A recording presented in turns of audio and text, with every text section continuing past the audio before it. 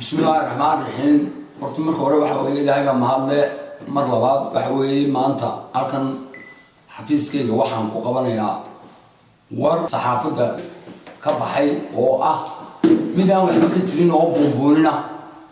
waxa weeye saxaafadu waxa weeye anshax bay leedahay warkuna maaha mid mar kastaba inta meel la soo dhigto lagu celceliyo ay arka waxa kaloo halkan sheegaya wararkan oo inanka wariyaha uu ku celceliyo waxa weeyaan waxaan waxba ka jirin waa ka dee waa aragtana wax xafiiskayga joogo maayor ku shaqeynaya kulaha deegaanku way isku dhacaan meel kasta oo caalamka waxa weeye shaqadu waxay leedahay in dee isku dhac way keeni kartaa maalin iyo laba qof way isku dhacaan waxaan leeyahay fadeexad si aan bilaa xada ayay cable TV-ga cable-ka oo aad hawada u mariya waxaasna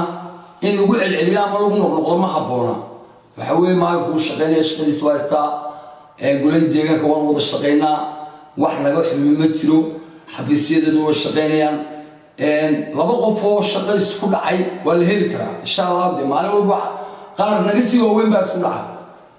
waxa weeye dacaayaduna ma fiicna maamulka in la tixgeliyaa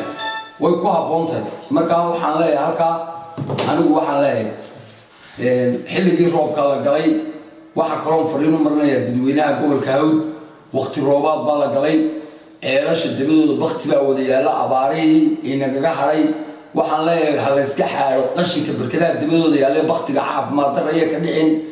waxaan leeyahay gobolka Hawd dadweynaha ku nool si caafimaadkoodu uu saxnaado